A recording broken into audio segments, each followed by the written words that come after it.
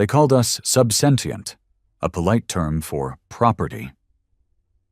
One by one, the species of the Galactic Accord voted Earth into slavery. Not conquest, not war, just a decision, a vote. And we lost everything. They came in silver ships, blinding light, alien tongues trying to sound like law and diplomacy. They didn't fire a single shot, just rolled out documents, a treaty, a sentence, a future rewritten without our consent. Humanity is to be integrated into the Accord as a labor class species. That's how they phrased it. Clean, legal, sanitized. The vote passed 782-0. Not a single species stood for us, not one. Even the ones who used to trade with us, who smiled in our faces, who called us partners and friends. They all stood down when the council forced the decision. And we went silent. The first generation of Earth-born slaves didn't scream, didn't riot, didn't die in fiery resistance. We obeyed. We marched into their factories, their mines, their terraforming stations. We bent our backs and broke our spirits, or so they thought. I was 11 when the chains wrapped around my father's wrists. I watched them drag him onto a Fenari freighter with 10,000 others, engineers, mechanics, welders, miners. My mother was deemed genetically inefficient. Her bones were too brittle. She was euthanized within 6 hours of processing. And me? They threw me into a Sector 9 holding camp. For indoctrination. For obedience. They trained me to fix their machines. But every time I touched a circuit, I learned something new. Not just about their tech, about their weaknesses, their arrogance, their patterns. They never expected us to adapt. They thought humans were fragile, emotional, prone to collapse under pressure. They didn't realize that we were watching. All of us, across thousands of systems, every broken man, every beaten woman, every orphaned child. We remembered. They beat our bodies. But they never broke our memory. I met Cade on a Varnathi fuel rig, 3 years into my servitude. He was missing an eye and half his teeth, but he could dismantle a fusion core with bare hands. He told me something that stuck. "They're not afraid of our guns, boy. They're afraid we might stop believing we deserve the leash." That was the moment it started. Not rebellion, not yet, but awakening. We started hiding parts, smuggling out knowledge, encrypting messages in repair codes. Whispers spread like wildfire. Project Goliath. Phase 0. Extinction debt. They didn't notice. They were too busy praising themselves for a peaceful integration of Earth. They put us in their history books under civilized assimilation. Liars. By the time I was 20, I'd built my first virus. It crawled into the Fenari logistics systems and fed them false inventory for months before they noticed. Sabotage was easy when you were invisible, when they didn't even bother to learn your name. By 25, I was running a unit, 3,000 humans spread across 6 systems, technicians, code breakers, engineers, every one of us a ghost in the machine. We didn't want a revolution. We wanted retribution. We didn't want treaties. We wanted extinction. The first strike wasn't loud. It was surgical. We vaporized a Quarnix data archive, not just the servers, the people too. Everyone who had ever voted yes on the Accord's integration of Earth. Burned them with their own defense grid. The second strike was on Uxal Prime, the Fenari breeding labs. No survivors, not even the larvae. They called it terrorism, but we called it balance. And that's when Earth stopped hiding. Every signal across the galaxy lit up with the same words. We remember, we rise, we repay. The extinction debt had come due. They called us infected. After Uxal Prime went dark, after our encoded message cracked every comnet in their perfect, organized galaxy, they didn't call us rebels. or soldiers, or even terrorists. Number infected. Like we were a virus. Like humanity had morphed into a disease too dangerous to contain. They weren't wrong. Because once we stopped begging for freedom and started engineering extinction, we became something else entirely. No more protests, no more diplomacy. Only calculation, strategy, fire. The Galactic Accord scrambled. Meetings, panic, armadas on standby.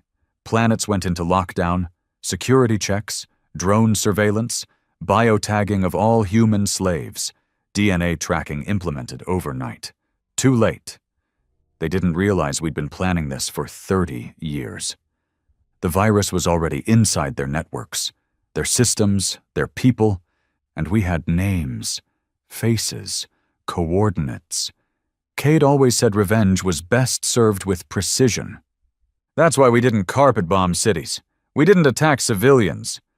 No, we went for the architects. We went for the ones who signed the vote. I led Unit Thorn.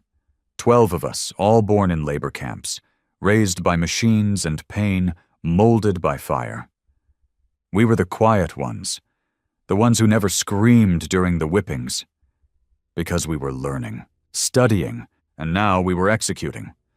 Our first high-value target was Threx Ulnovar, a Vernari diplomat turned corporate overlord. He owned 3 mining colonies on Theta 3, each filled with thousands of humans working under gravity pressures designed to liquefy organs over time. Slowly, efficiently. They called it economic optimization. I called it murder in slow motion. We didn't assassinate Threx. We made a statement. Threx died inside his own zero-grav pleasure chamber.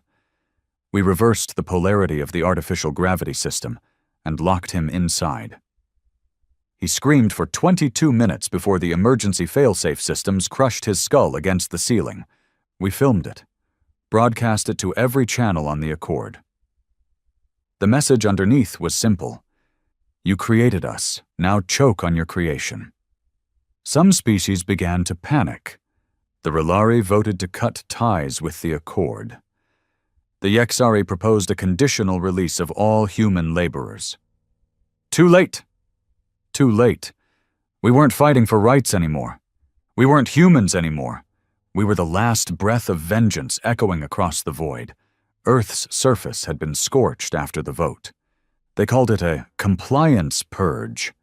They said it was to neutralize uprisings. In reality, they turned the planet that gave birth to us into a test site to study psychological endurance of species under extinction-level stress. They studied our will, our pain thresholds, our breaking points. But they never thought to study our anger. Because when the ashes cooled, Earth was not dead. We were building. Beneath the crust, in bunkers, under oceans. Old factions, military remnants, scientific enclaves, rogue colonies began aligning. And when they finally looked again, Earth was no longer a charred memory. It was a launch pad. We renamed it Fort Wrath. Our fleets didn't look like theirs. We didn't build sleek silver starships with polished wings. We built war barges, ugly, black, jagged monsters, cobbled from salvage and blood and pain. Our flag? A human skull with the chains of the Accord broken across it. They thought we were primitive. We proved them wrong in 36 hours. That's how long it took Operation Black Dawn to erase an entire star system. Not through nukes, not through fleets. We dropped a terraforming virus designed by a rogue human biologist who spent 20 years in a Quarnix lab pretending to be loyal. The virus liquefied the atmosphere. It took exactly 3 hours for the sky to boil and the oceans to turn acidic. We left one survivor, a diplomat named Jatu. She begged for mercy. We told her to deliver a message instead. Return every human body, or we will turn your stars into cinders. By now, some species wanted out. They tried to bargain, offer apologies, return colonies. We didn't accept, because for every one of us they took, For every father whipped, every daughter sterilized, every boy broken in a re-education camp, there was no forgiveness. We weren't killing because we had to. We were killing because it was earned. One of our sleeper agents sent me a transmission from Corridon Prime, the political hub of the Accord. The same council chamber where the vote was passed. They were calling us a threat to galactic civilization. They still didn't get it. We weren't just a threat. We were the consequence. Unit Thorn was ordered to take down a new target, Dravari Tal, architect of the Accord's behavioral conditioning protocol, the same program that broke human minds and turned rebels into obedient drones. He operated out of a hidden medical facility orbiting Delcar 4. We didn't strike from orbit. We infiltrated. We walked in with forged badges, dressed in stolen Accord medical uniforms. And when we reached the core lab, we forced him to activate his own restraint chair. "You know why you're here," I told him. "I was following policy," he said. "It was—" I sliced his tongue before he could finish. Then I injected his spine with the same compound they used to pacify children during slave onboarding. He spent the next 42 hours paralyzed, eyes open, brain aware, while we showed him video after video of his own experiments, but with him as the subject. And when his heart finally gave out, we uploaded the entire event to the Accord archives under a new file. Human Justice Protocol, number 0032. Each strike we made had a name. Each target was archived, logged, ranked. We weren't a resistance. We were a reckoning. But war takes a toll, and not all of us made it. Cade was hit during the extraction from Tal's lab. A railgun round tore through his abdomen. He didn't scream, just looked at me and smiled with blood in his teeth. "Don't waste this. Make it hurt." He died 2 minutes later, clutching a detonator. We left him behind, with the whole station rigged. He took 500 of them with him. I didn't grieve. I didn't have time, because the next phase had already begun. Earth had built a weapon, not just ships, not just soldiers. Something ancient, buried beneath Antarctic ice since before the collapse. We called it Project Leviathan. Some said it was a remnant from the old Terran defense network. Others believed it was something more. Part machine, part alien, a hybrid the old governments had hidden away. We just knew it could destroy entire moons. And we now had it online. We sent a message to the Accord. A direct transmission. My voice, no distortion, no disguise. "You voted to enslave us. You used our blood to build your civilization. You turned Earth into a testing ground for your cruelty. Now, we burn it all down. This isn't war. This is the debt being paid in full." They responded by sending a fleet, 12 capital ships, hundreds of fighters, drones, cruisers. We met them at Kepler's grave, an asteroid belt where old Earth colonies once mined rare minerals. We let them come, let them surround us. Then we triggered Leviathan. The blast didn't just destroy the fleet. It tore a hole in subspace, collapsed a gravity well, and erased the sector from navigational charts. Millions died. We didn't lose a single ship. After that, the Accord stopped pretending. They called for emergency protocols, military unity, a holy campaign to purify the infection. But it didn't matter, because by now every system had a human cell. Every colony had sleepers. Every Accord system had rot in its heart. We weren't hiding anymore. We were everywhere. And we would not stop. Not until the last species who signed that vote looked into the fire and understood. Humanity was not a race of victims. We were the storm they birthed through arrogance. We were the end they bought with silence. We were the extinction debt made flesh. We never intended to survive this war. We didn't need to. We just needed to end them before they buried the last memory of what it meant to be human. And we were doing it. One system, one species, one execution at a time. The Accord had finally stopped pretending we were a minor threat. They declared galactic martial law, issued purge orders, and reinstated military doctrines not seen in 1,000 years. They called it the Sanctum Directive, a full-spectrum annihilation protocol. We had a name now, the Scourge of Earth. They painted us as monsters. But they were the ones who voted for slavery, who ripped children from their mothers, who pumped drugs into our blood to kill our will. They made us dig the graves of our own people, then called it integration. So we embraced the name. We became monsters. Because monsters don't beg. They don't negotiate. They devour. After the Leviathan weapon erased Kepler's grave, we started hearing whispers from deep space black channels, places only mercenaries and smugglers communicated. The whispers were fear, panic, rumors of human ghosts riding death ships through abandoned mining belts, colonies being wiped out without a trace, entire planets losing power, oxygen, life, without a shot fired. That was us.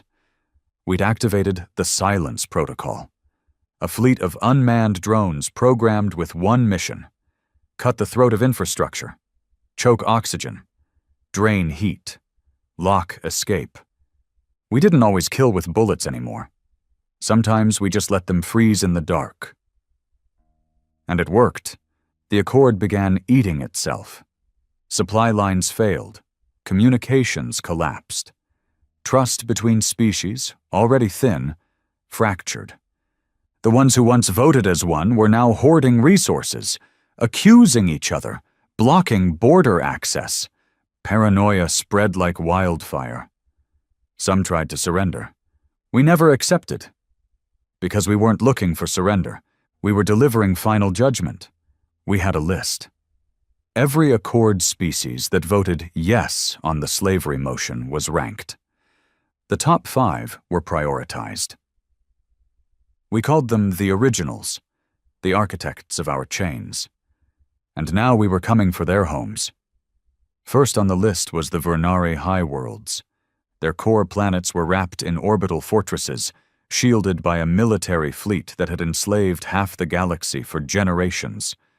No one had ever breached their defense ring, not even during the Great Expansion War. We didn't breach it, we bypassed it. 2 of our units, Ashspire and Nightmaw, infiltrated the Vernari water system months in advance, using tech stolen from a forgotten Terran biolab. They inserted gene-triggered nanoviruses designed to lie dormant until activated by a specific frequency. That frequency was broadcast through their planetary symphony network during their day of ascension. 5 billion Vernari choked to death as their own water turned into acid in their lungs. We didn't celebrate. We sent them a final message. Water, for the tears of every child you turned into a miner. This is balance. They never replied. Because they were all dead, word spread faster than light. The Accord issued a new classification for humans, extinction-level species. They finally told the truth. Because we were. We'd stopped being a race. We were an event, a singularity, and we still weren't finished. Next was the Kalor Dominion, masters of psychological warfare. They used to break human soldiers by making them relive their worst memories in dream loops. Some men were stuck for years, decades, reliving death, betrayal, torture, a weaponized prison of the mind. We sent them our own dream. We hacked their simulation grid, injected a memory file encoded in human pain. It wasn't a virus. It was reality, footage, screams, memories. A data package made from every atrocity committed against us, every broken mind, every suicide. They thought they could manipulate the mind? We buried them in truth. The grid overloaded, their entire planetary AI fried from the inside. 8 million Kalor fell into permanent neural comas. We called it poetic silence. Then we moved on. The galaxy was dying by inches now, not just from us, from collapse. trade routes gone, borders vanished, famine, disease, old rivalries resurfacing.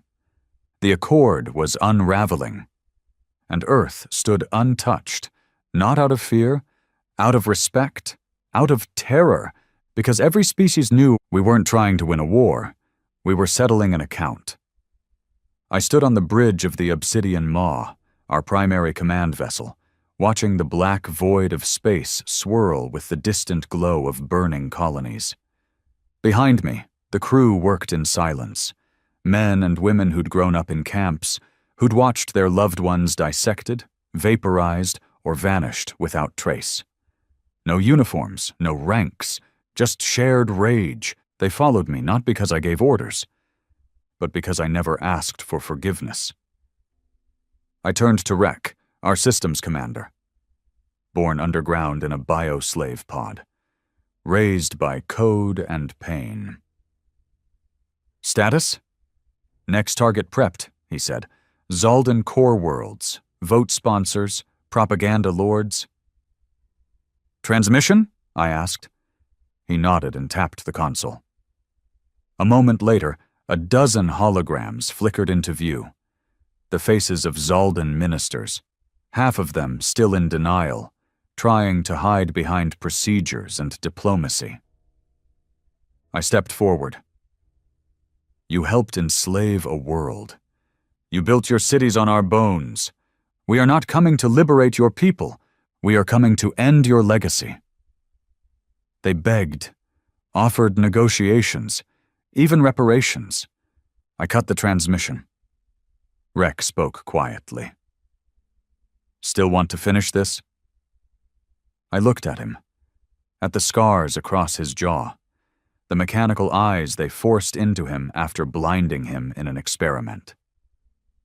Yes, I said, because mercy was for the old world, and Earth was not part of the old world anymore. We were the last truth in a galaxy built on lies. And this truth had a name. Extinction. We launched the attack that night. The Zaldan fleet was massive, more than we'd ever faced before. But they still fought like the galaxy made sense, like war followed rules. We didn't. We jumped behind their formations, used gravitational singularities as weapons, crashed asteroids into their fleet formations.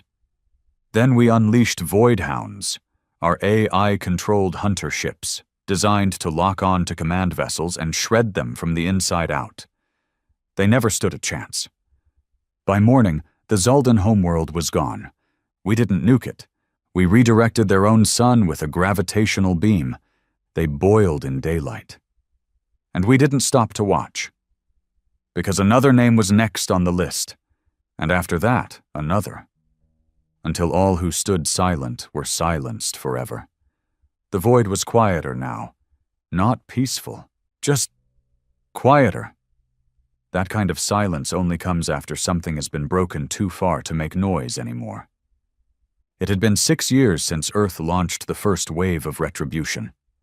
6 years since the Accord made their final vote, the vote that rewrote humanity's place in the universe as a thing to be owned, consumed, bred for labor, and discarded in silence. And now the Accord didn't exist.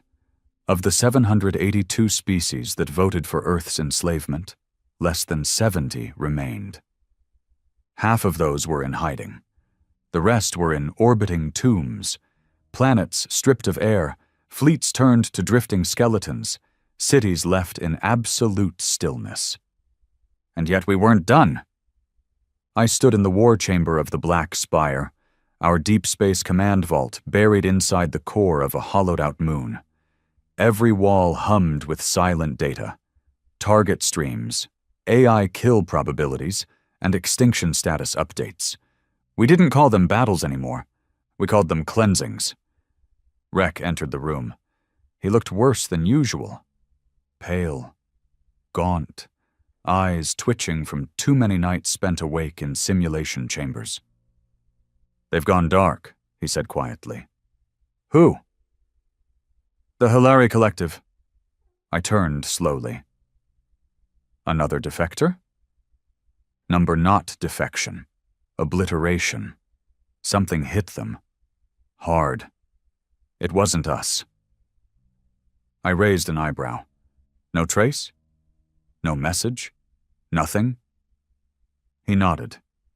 Just a wall of static. The entire sector's gone black. Communications, traffic, energy signatures. Like it never existed. My gut twisted. That didn't make sense. We'd left them for last. They were the most cowardly of the originals. Cowards who voted yes, then ran to the edge of the known systems the moment we started burning their allies. They didn't fight. They didn't beg. But now, someone beat us to them? Maybe it's internal, Rek added. A civil collapse. I stared at the console, then leaned in and accessed the Hilari dossier. They were archivists, not warriors. Passive manipulators. Their influence ran deep, not through violence, but through memory. They rewrote history, silenced victims, controlled truth. They were the ones who deleted Earth from the universal database, the ones who ensured no species ever remembered what we once were. When a child born on a distant planet asked what human meant, they were told, nothing. A classification error. That was the Hilari's work. And now they were gone? I didn't like that. We were supposed to end them. Because vengeance only matters when it's personal. Send a recon unit, I ordered. One ship, silent jump, no broadcasts. Rek hesitated. We've got other targets queued. The Shali syndicates, they can wait. He didn't argue. Nobody argued with me anymore, because I was the last one who remembered before. Before the vote, before the fires, before we stopped being people and became something else. I wasn't a soldier anymore. I was just momentum. The next 3 days passed in simulation briefings, code updates, genetic warfare tests. We had labs working on memory erasure toxins now, compounds designed to wipe the cultural identity of species before we killed them. Some said it was excessive. I disagreed. They didn't just try to kill our bodies. They tried to erase our existence. We were just making sure they never got another chance. When the recon unit returned, they didn't speak for 45 minutes, just uploaded footage. We watched in silence. The Hilari world was gone. Not bombed, not vaporized, just missing. The planet was there, but the cities were dust. Every building melted, every satellite shattered. No signs of battle, no energy weapons, no radiation, just carbon. And thousands of skulls stacked in spirals across the dead plains. Symbols, written in something close to ancient Terran script. Crude, primitive, but human. We took back the truth. That was all it said. Nothing else. Rek stared at me across the table. One of ours? I wanted to say no, but I couldn't. There were hundreds of human factions now. Cells that splintered off from our command. Radicals, fanatics. Some no longer answered to Earth at all. They didn't want to punish the Accord. They wanted to replace it. Possibly, I muttered. Or something worse. Because that's what this war was doing to us. The more we burned, the more we rotted. We weren't just killing monsters, we were becoming them. And yet, I didn't stop. Because when I closed my eyes, I could still hear my mother's scream as the sterilizers took her. Still see my father's face, covered in coal dust, coughing his lungs out in the Fennery labor tunnels. Still smell the blood-soaked learning mats where children were taught to submit before they were taught to speak. I remembered. And memory is the only fuel vengeance needs. That night, I stood alone on the observation deck of the Black Spire, watching a storm roll across the gas giant below. And for the first time in years, I felt cold. Not in my skin, in my soul. What would we do when it was over? When the last name on the list was crossed out? When the last target begged, and there were no more blood debts left to settle? Would we stop? Would we know how? A low chime echoed across the deck. Priority message. I turned to the console. Not an enemy broadcast, not coordinates, a voice transmission, from Earth, a real-time feed. I hadn't heard from Earth Command in months. I opened the channel. It was General Bram, head of Leviathan Control. His face looked thinner, eyes sunken. The war had aged him, or maybe guilt had. His voice was quiet. We have a problem. I didn't speak. There's been an incident in the Pythos cluster. A rogue human fleet. Not ours? I asked. Number independent cell. They took out 3 Accord worlds. But this time, they didn't stop with the military. He paused. Swallowed. They executed civilians, children, live-streamed it. My hands clenched the edge of the console. Why? Because they believe we're being too merciful. Silence hung heavy between us. They've started calling themselves the Red Dusk, he added. And they've declared war on Earth. I stared at the screen. So it had come to this. Our vengeance had fractured. Too many fires, not enough control. We'd created a generation of warriors who only knew hate, not purpose. Now, Earth, the mother of this fury, was under threat from its own children. We'll handle it, I said. Bram's eyes met mine. Make it clean, fast! I cut the channel. I stood there for a long time, heart pounding, silence pressing in. Because this was the cost. This was the truth behind extinction-level fury. Once you unleash the fire, you don't get to control where it spreads. I walked back into the command room, and the crew looked up. They saw it in my face. Something had changed. Not the mission, not the rage, but the target. This wasn't just about the Accord anymore. It was about saving what was left of us before we turned on each other completely. Because vengeance is a weapon with no safety switch. And now, we had to point it inward. We always thought the last war would be against them, the ones who voted, the ones who watched us suffer and called it justice. We never imagined it would be against our own. But here we were, on the brink of another war, and this time, the enemy bled like us, spoke our language, shared our scars. The Red Dusk weren't aliens. They were born in the same slave camps, raised under the same boot, trained with our tactics, taught the same rage. But somewhere along the way, they stopped believing in vengeance and started believing in annihilation. They didn't just destroy Accord colonies. They didn't care about votes, architects, targets, or guilt. They burned entire bloodlines, killed civilians, babies, erased cultures. Because to them, survival of anyone not human was a threat. Even Earth. They claimed we were weak for stopping at justice, for choosing surgical strikes instead of genocide. They called me the Mercy General. Let that sink in. After everything I'd done, all the blood I'd spilled, mercy, because I didn't wipe species clean, because I still drew a line. Red Dusk didn't have a line. They had a countdown. When Earth Command intercepted their encrypted transmission, the message was short. Earth has gone soft. You spared the Whipmasters. Now they multiply again in shadow. We're finishing what you never had the stomach to start. Join us, or burn with them. That was the day Earth officially declared Code Blackfall. Authorization for preemptive termination of all Red Dusk fleets, assets, and personnel. A civil war written in the same blood we'd spent 6 years spilling. But this time, the shame was ours. Their first strike came fast. Outpost Sigma 4, a remote human refueling station orbiting a dead moon in the Quran Drift. It wasn't military. It wasn't offensive.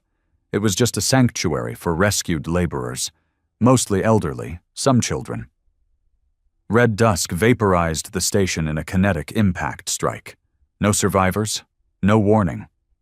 We found a message etched in the debris. No more weakness. No more ghosts. When I saw it, something in me snapped. I gathered the command unit. Thorn. Record my inner circle. The ones who'd been with me since the days we scavenged tech from garbage heaps and ate insects to survive. I told them the truth. This isn't a mission. This isn't vengeance. This is a culling. We tracked the red dusk signal to a rogue war barge called the Eternal Ash, last seen crossing the Gamma Divide, an uncharted rift filled with subspace storms and gravitational anomalies. They were hiding where the laws of physics barely held together. We followed. The trip cost us 2 ships and a dozen men, shredded by wormhole collapse and plasma surges. But we reached them. They weren't hiding. They were waiting. The Eternal Ash drifted silently near the collapsed remains of an old Accord dreadnought, a graveyard of twisted hulls and frozen corpses. And from that wreckage came their signal, a live broadcast. A man appeared on screen. Human, my age, eyes full of blood and conviction. "Hello, brother." I didn't recognize him, but he knew me. "I watched you," he said. "Back when you cracked the Accord's throat, when you dropped the Hilary Sun, I followed every strike, every message." He smiled, teeth cracked and yellow. "You inspired us." "I'm not your hero," I said coldly. "Number, you're a warning. You stopped too early, left the rot alive." He stepped aside. Behind him stood children, red dusk cadets, 10, maybe 12 years old, all armed, all emotionless. "Your mercy cost us everything," he said. "We gave them a second chance, and they've started rebuilding, new treaties, secret pacts. It never ends." He leaned in. "We won't make your mistake." I ended the call. There was no point talking. You don't argue with a wildfire. You extinguish it. We launched the assault at midnight ship time. Obsidian Maw led the charge, flanked by 2 Hammerhead cruisers and 5 drone pods running interference patterns. Our objective: disable the Eternal Ash, breach the core, capture leadership. Alive. Earth wanted proof. Proof that the Red Dusk were operating beyond command protocol. Proof to justify extermination. I didn't care about proof. I wanted to bury them with their message. But war doesn't follow clean paths. They were ready. The Eternal Ash didn't open fire immediately. It split. A false hull collapsed, revealing a second ship. Crimson Wake, twin design, bristling with experimental rail turrets and stolen AI defenses. They had Earth tech. They had our own blueprints. How? Easy. We taught them. They were us, just twisted by fury we couldn't leash. The first volley hit hard. 2 of our cruisers lost engines in the first 10 minutes. A drone pod spun out into the divide and was swallowed by gravity shear. I rerouted power to the Maw's forward batteries. "Bring us close," I ordered. Rek hesitated. "That puts us inside their kill box." "Exactly." The Maw wasn't built for defense. It was built to close distance and rip open hulls with point-blank plasma lances. And that's what we did. We punched through their outer deck, boarded fast, left the hull burning behind us. Inside, it was hell. Red Dusk soldiers didn't fight like Accord troops. They didn't retreat. They didn't panic. They sang.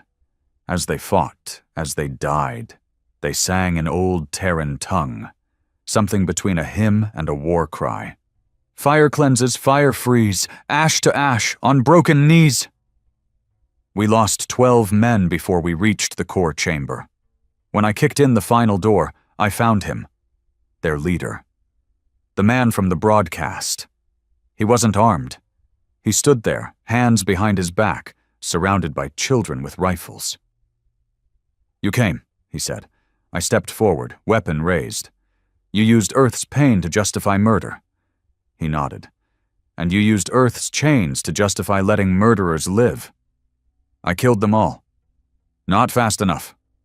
He tossed a datapad at my feet. Footage played. Accord remnants, still active, still trading in flesh, hiding, regrouping, behind the scenes. Your mercy gave them time. I felt something twist in my gut. Not doubt, recognition. He wasn't entirely wrong. We'd spared a few, hesitated in the name of decency, tried to rebuild something. And maybe we'd let some snakes slither away. But this slaughter of children, civilians, sanctuaries, this wasn't justice. This was decay. I stepped closer. The kids raised their rifles. I spoke quietly. You're not saving us. You're poisoning us. He smiled. Number, I'm saving what's left of us.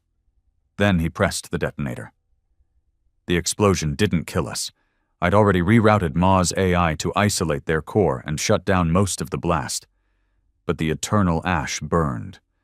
We dragged what we could back to the ship. None of the children survived. And I sat there, alone in the med bay, staring at the broken face of a man who once believed in what I believed in, until he believed too hard. Rek sat beside me, quiet. We didn't talk for a long time. Eventually he spoke. Do we keep going? The question hung in the air. Because now it wasn't just about enemies out there. It was about us, our people, our future. The line between justified wrath and madness. I looked down at my hands. Scarred, burned, tainted with 1,000 deaths. But they were still my hands. And I wasn't done yet. We kill the rest of the Red Dusk, I said, fast, without spectacle. Rek nodded. And after that? I looked out the viewport. Where once there was war, now only questions. Then we go home. If it still exists. If we still know how. The last Red Dusk fleet was caged inside the Meraxis fold, a collapsing neutron storm 40 light-years across. Nothing entered without being shredded by gravitational coils. But they weren't hiding from us. They were hiding from themselves. After the eternal ash burned and their fanatic leader blew himself apart, the rest of Red Dusk fractured. No more unified code, no orders, just chaos held together by shared hatred. But not just of aliens anymore, of us, of Earth, of anyone who hadn't sunk as deep as they had into the belief that only extinction guaranteed peace. We intercepted dozens of broken broadcasts, frantic calls, scattered war chants, even sobbing confessions from Red Dusk officers trying to abandon the cause. Most of them ended with a single sound, a gunshot, or silence. And yet their fleet remained. 20 ships, all stolen Earth tech, all running hot and wild, all pointing their weapons back at the planet that made them. Earth. My home. The place that started it all. The one thing we'd spent years protecting. Now they were coming to burn it down. I stood in Earth Command's last war chamber, deep below the Greenland crust shield, where the old Earth Defense Network had been reactivated after the Accord's fall. Massive iron walls lined with satellite feeds, atmospheric scanners, and the weary faces of those who'd survived not just a galaxy of enemies, but a lifetime of betrayal. I looked at Bram across the room. His uniform was faded, but his stare still carried weight. He tapped the table once. They're making their final move.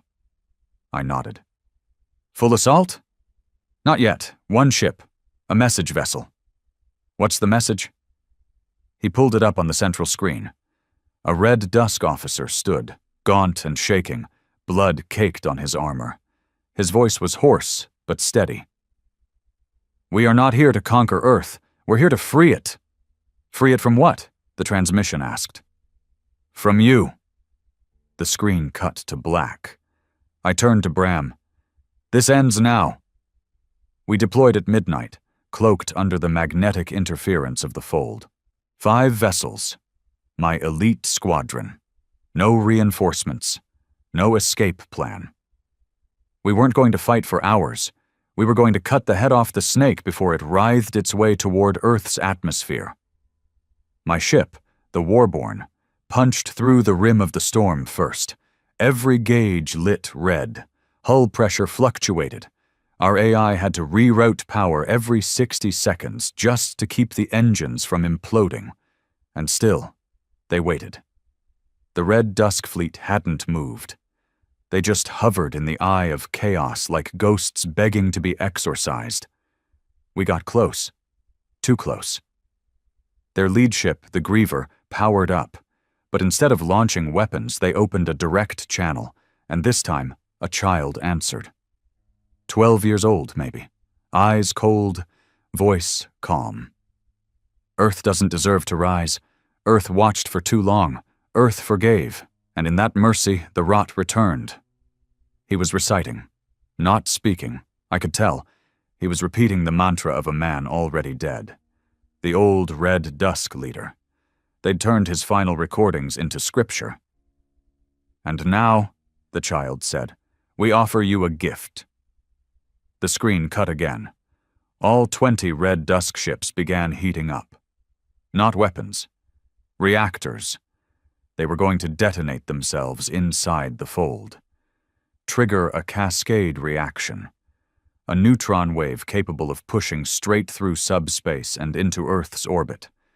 It would burn our atmosphere off in minutes. No survivors, no species, no memory, just silence. I looked at Rek across the bridge. "They're sacrificing themselves to erase Earth." He said nothing. Because there was nothing to say. We had 2 minutes to act. No missiles could intercept in time. No EMP could reach them through the fold's distortion field. We had only one option. Board. We launched jump anchors directly onto the Griever. Only 5 of us made it aboard. The halls were dark. Metal hissed underfoot. Blood smeared across walls like ink in zero-grav. No guards, no opposition. They wanted us to come, wanted us to see. And what we saw nearly broke me. The ship's core had been transformed into a temple, not religious, ritualistic. Children knelt around a fusion engine humming like a heart ready to explode. Each had a number carved into their cheek. Each held a detonator. And at the center, in a suspended chamber, floated the source of it all. A cloned brain. Old, decaying, but still alive, connected to wires, filters, speakers. It was him, the original Red Dusk leader. He hadn't died on the eternal ash. He'd uploaded part of his consciousness into this final weapon. When we entered, his voice echoed through the chamber. "You made us in your fire. Now we return it tenfold." I raised my weapon, ready to fire into the core. But Rek grabbed my arm. He pointed. The detonators. They weren't real. They were triggers, psychological. Each child had been programmed, conditioned. The second they sensed fear or hesitation from us, their neural implants would spike and activate the real detonation through the core. It was bait. We had to walk through hell and not flinch. I stepped forward. The first child looked up. Tears in his eyes. But no expression. Just acceptance. He didn't hate me. He didn't know me. He just knew obedience to the message burned into his head. I dropped my weapon. Unarmed. Vulnerable. I reached out and placed my hand on his shoulder. He blinked. For the first time, he flinched. Rek moved behind me, disrupting the neural pattern with a frequency blaster tuned to Earth biosignatures. Each child twitched once, then slumped, alive, unconscious. The moment passed. The timer on the fusion core stopped. We shut it down. Earth lived. We returned 2 days later. The last of Red Dusk had been erased from the stars. Not by fire, but by truth. The recordings we recovered, proof of child indoctrination, brain cloning, cult-like grooming, were transmitted to every human settlement. The movement lost its soul. And Earth? We stood in silence for a long time. No parades, no celebration, just a shared ache. For what we'd done, for what we'd allowed to fester. The galaxy was silent now. The Accord was dead. The Red Dusk was ash. We had won. But at what cost? The line between justice and madness blurred so many times, I wasn't sure we'd ever find it again. In the quiet that followed, Bram approached me, his face worn, hands trembling. He offered me something, a coin. Old, scarred, Earth currency, long extinct. On one side, the Earth emblem. On the other, scorched fire. "The First War," he said softly. "Back when nations still existed, they minted these for soldiers. One side for home, the other for what we became to protect it." I took it, held it. He didn't say anything else. He didn't have to. We buried the coin in the soil of what used to be New Chicago. And beside it we buried every weapon we didn't need anymore. We didn't forget. But we chose not to carry the fire forward. Because vengeance can only live so long before it becomes hunger. And Earth had starved enough. Peace isn't quiet, not real peace. Real peace comes with whispers, with the creaking weight of everything you burned still echoing in the dark. It doesn't come with parades or clean hands. It comes with faces, the ones you remember, the ones you can't forget. I stood over the ruins of old Frankfurt, once a supply node for the Accord's eastern expansion routes, now little more than charred metal twisted into craters. What little wind moved through the broken spires carried ash and salt. We had fire teams there, cleaning up debris, neutralizing leftover radiation, cataloging bones. Bones from both sides. Red Dusk, Accord, civilians. No enemies anymore, just remains. Rek knelt next to an exosuit half buried in dust. "You know what I hate about Aftermath?" he said without looking up. I didn't answer. "It feels more permanent than the war."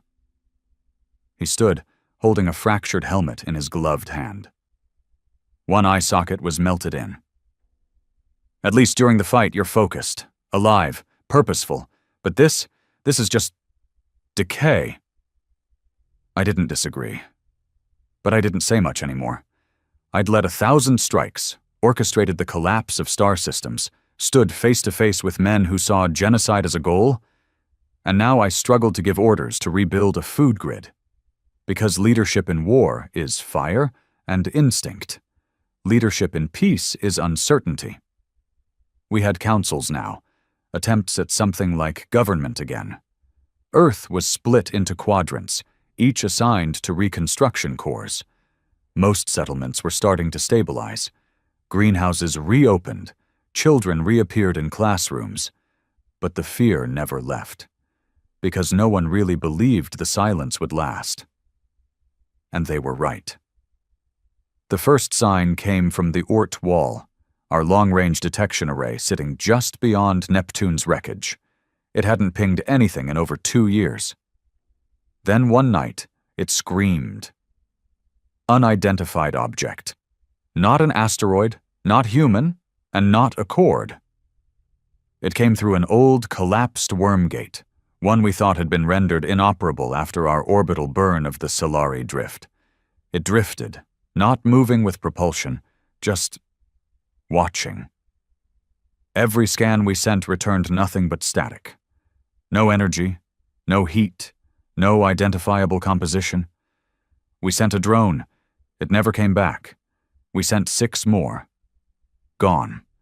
Earth Command called it a ghost anomaly, a leftover machine from some dead race, a remnant of a war even older than ours. But I had seen enough to know better. Some things in the dark aren't remnants. They're witnesses. We activated Black Protocol again. Silent lockdown. Civilian broadcasts encrypted. Military posts reinforced without causing alarm. We didn't tell the world yet, because Earth had just started breathing again. And if we screamed too soon, the panic would kill more people than this thing ever could. But I didn't sleep. Instead, I returned to the one person I never thought I'd visit again. Dr. Talon Merrick. A name that, during the height of our war, would have been enough to justify an airstrike. Talon had designed the Leviathan project. She helped engineer the virus that cracked Hilari DNA and liquefied an entire species in 17 minutes. She was part savior, part monster. And after the war, we locked her away, deep beneath Titan's black ice. Not because she betrayed us, because she enjoyed the war too much. But now, we needed her mind. They unsealed her cell with enough guns to kill a city. She didn't flinch. She just looked up, smiled, and said, "Let me guess. You killed all your monsters, and now something's knocking on the door that doesn't bleed?" I didn't answer, because she was right. She walked slowly to the table, chained, pale, bones like twigs beneath her skin. "You think it's a weapon?" "Number, I think it's worse." She nodded once. "Then you need to stop acting like a general and start acting like a survivor. Because if that thing came through a sealed worm gate, then it didn't get lost. It was sent." She smiled again. "Exactly." We took her to the command bunker under the old Everest core. It was the only facility with quantum isolation deep enough to study the anomaly without alerting it. Talon studied the footage, scans, debris from lost drones. Her hands trembled the whole time, not from fear, from excitement. "It's not a probe," she whispered. "It's a test." "Testing what?" "Not what, who?" The scan data, what little we had, showed faint traces of gravitational signature manipulation, not just propulsion, positioning. This thing had matched orbit with the Oort wall. Exactly. Even our own AI navigation systems couldn't do that without drift. Talon zoomed in on the image. No lights, no propulsion trail.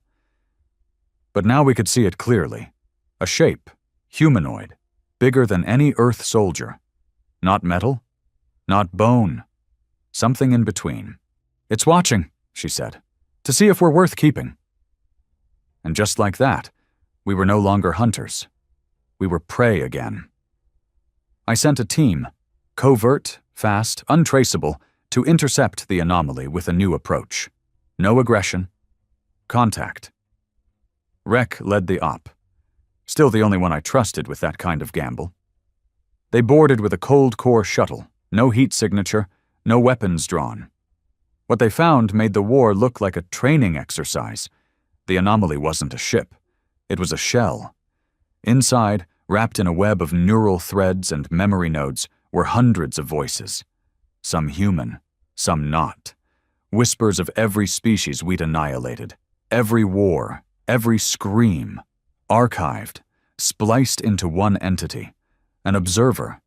And as Rek reached the central core, he transmitted one final message. It's not just watching us. It's learning what we are, and it's deciding what comes next. Then the feed cut out. We never got him back. The observer vanished from the Oort wall 3 hours later. No trace, just a single marking etched into the satellite hull before it disappeared. Extinction is not vengeance, it is pattern. Now I sit beneath Earth's red sky, watching new towers rise over old craters. Children play again, markets reopen, people laugh. But the sky is different now, because somewhere, something knows our story, not from legends, not from allies, but from our dead. It holds their voices, and it knows we were never just victims. We were executioners, righteous maybe, but merciless. And now, the galaxy may not fear us anymore. It may simply be preparing for what comes after us. Because extinction, as the observer said, isn't revenge, it's a pattern, and Earth may be next. I never expected peace to feel like suffocation, not after everything we lost, not after what we did to earn it. But as I looked up at Earth's blood-washed sky, saw the faint shimmer of orbital satellites rebuilt over our atmosphere, I realized something hard. We'd trained ourselves for war. We never trained to survive after it. For 6 years, rage was a compass. Pain was fuel. Now the fires were out. And all that was left was the smoke. And something in that smoke was watching us. We knew it hadn't left. The observer was gone from our scanners, but its presence hadn't vanished. It had changed, migrated, dispersed, no signals, no visible ships. But technology started failing without warning. Satellites drifted from course by inches each week. Drones returned with memory gaps, entire hours missing. Dreams started recurring across different cities, shared hallucinations among unrelated people. One phrase kept surfacing in all of it. It is not enough to survive. You must prove you deserve to. The pattern. The judgment. Bram called the last council into session inside Earth Core Vault 1, a chamber once built for nuclear retaliation, now repurposed as the cradle of our fragile new world. He stood stiff in front of the room, older, thinner, his metals dusty with disuse. We've rebuilt food chains, air, trade. We've turned soldiers into workers and warships into weather stations, but it may not matter. I said nothing. I was just there to listen. Because I already knew the real question wasn't whether we were ready to fight again. It was this. If the universe is holding a mirror to our soul, what does it see? And what would we do if we didn't like the reflection? One of the young administrators, a clean-suited idealist from the Pacific Resettlement Zone, stood up with shaking hands. We've done our best. We restored education, healthcare, communication. We shut down rogue cells. Isn't that enough? Bram looked at him. Enough for who? The silence was a sentence. That night I walked alone through what was left of old Sydney. Its skyline, once glass and steel, now half covered in vines and digital mesh from atmospheric drones. People lived in its ruins now, rebuilt from scratch, families, children, laughter. But under that laughter lived something deeper. Fear. Because the observer hadn't just come to see what we'd done. It had come to see what we'd become, and so far, it hadn't spoken again. Which meant its answer might already be decided. Talon Merrick was the first to make sense of the silence. Still confined. Still watched. But we had no one smarter. She studied the observer's data residue, the trace particles it left behind. When I visited her ice chamber, she was smiling. Not her usual mocking smirk. Something else. Sadness, maybe. It's not going to kill us, she said. No? I asked. Number, it's waiting for us to do it. She slid a data slate across the table. Complex patterns, binary trails, echo loops. It's seeded something. I don't know what. But it's viral and it's elegant, biological, psychological. It's not destroying our systems. It's repurposing them. For what? To study how we collapse. Days later, the first fracture happened. A ship returning from Alpha storage orbit docked early. Its crew had changed, slightly. Their voices didn't match their logs. Their biometrics were close, but not perfect. And they didn't remember certain things they should have. We ran genetic scans. They were human, but not the ones who left. And when we tried to detain them, they simply stared. One of them whispered, "We are the version that passed. The test is not over." And then they vanished, not escaped, vanished, no trace, no heat, no teleport signature, just erased. That's when Earth Command issued Protocol Greyfall, a full review of every returning expedition, every signal, every shipment of data. And one truth became clear. The observer had built a copy of us.